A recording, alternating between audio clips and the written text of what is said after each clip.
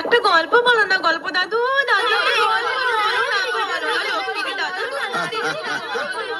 আরে বলছি বলছি, তোরা থাম, চুপ কর, লক্ষ্মী হয়ে চুপটি করে সবাই বস। চুপ চুপ, সবাই চুপ।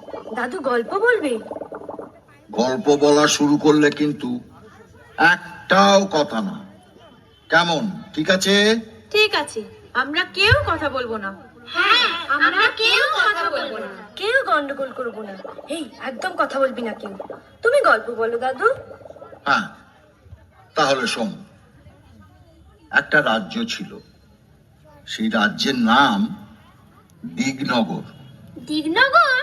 সে আবার কোথায় দাদু? এই আবার কথা বলছিস? দাদু চুপ করে থাকতে বলেছে না? বারে, কথা বললাম কোথায়? দিগনগর দেশটা কোথায় জানতে চাইছি।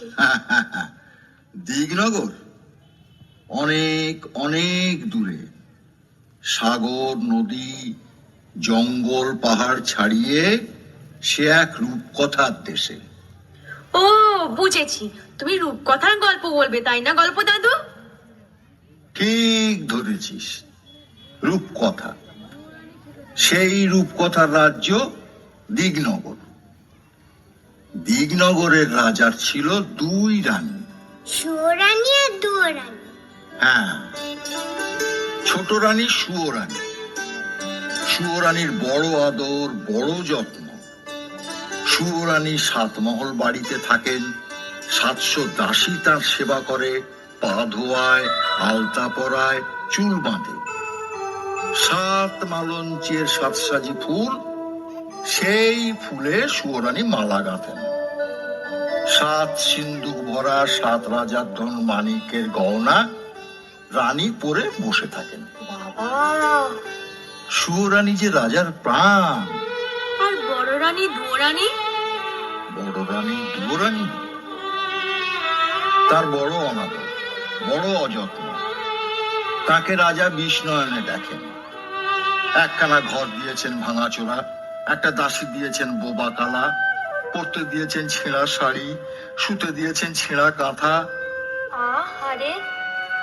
দুয়োরানীর ঘরে রাজা একটা দিন আসেন, একবার বসেন, একটা কথা বলে চলে যান। আর সুয়োরানীর ঘরে রাজা 12 মাস থাকেন। একদিন রাজা মন্ত্রীকে ডেকে বললেন, মন্ত্রী মশাই, আজ্ঞে। দেশ বিদেশে বেড়াতে যাব, জাহাজ সাজান।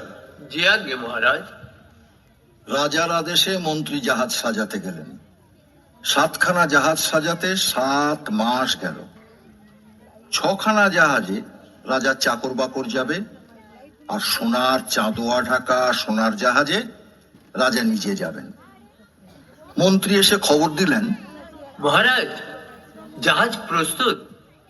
রাজা গেলেন ছোট রানী সুয়োরানীর ঘরে।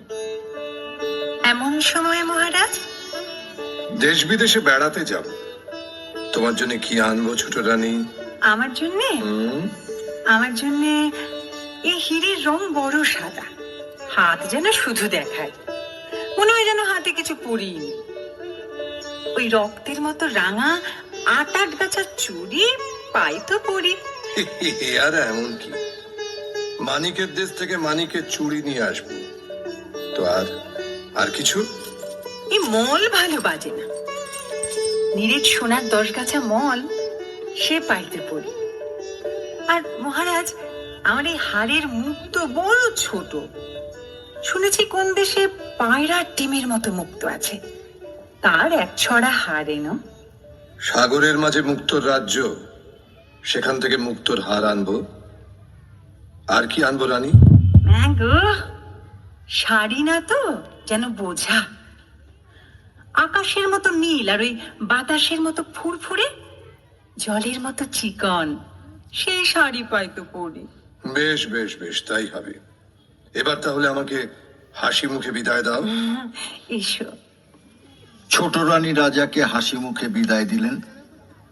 জাহাজে চড়তে যাবেন, এমন সময় তার মনে পড়ল বড় রানী দুয়োরানীর কথা। রাজা দুয়োরানীর কাছে গেলেন। বড় রানী, বড় রানী। মহারাজ, তুমি? দেশ ভ্রমণে যাচ্ছি, যাওয়ার আগে তোমার সঙ্গে দেখা করতে এলাম। তোমাকে যে কোথায় বসতে দিই, ভাঙাচোরা ঘর। না না না না না, থাক রানী, আমি আর বসবো না। ঘাটে জাহাজ প্রস্তুত, তোমার জন্য কি আনবো? যদি কিছু স্বাদ থাকে তোমার। আমার সব স্বাদ মিটেছে, আমার আর কিচ্ছু চাই না। সে কি, ছোট রানী হাতের চুড়ি, গলার হার, পায়ের মল, পরনে শাড়ি আনতে বলেছে, আর তুমি কিছুটি চাও না? তা হয় না বড় রানী, তা হয় না। বলো তুমি কি চাও? মহারাজ, আমার অনেক স্বাদ ছিল, আমার সব স্বাদ মিটেছে। এখন আর সোনার গহনায় সোনার শাড়িতে কি কাজ? বনের মধ্যে ভাঙা ঘরে থাকি, সোনার গহনা চোর ডাকাতে লুটে নিয়ে যাবে। ভালোই ভালোই তুমি ঘরে ফিরে এলে আমার সব স্বাদ পূর্ণ হবে। না না না না, তা হয় না বড় রানী, তা হয় না। লোকে শুনলে আমার নিন্দে করবে। লোকে তোমায় নিন্দে করলে আমি বড় কষ্ট পাবো। না না, সে আমি সহ্য করতে পারবো না। মহারাজ, হুম, তুমি আমার জন্য একটা পোড়ামুখ বাঁদর এনো। বাঁদর? তুমি কি বলছো? হ্যাঁ মহারাজ, বাঁদর পেলেই আমি খুশি হব। বেশ, তাই হবে। এবার তাহলে আমি আসি। এসো মহারাজ। দুয়োরানী রাজাকে বিদায় দিলেন। রাজা গিয়ে জাহাজে চড়লেন। সোনার জাহাজ সোনার পাল মেলে অগাধ সাগরের নীল জল কেটে সোনার মেঘের মতো পশ্চিম মুখে ভেসে গেল।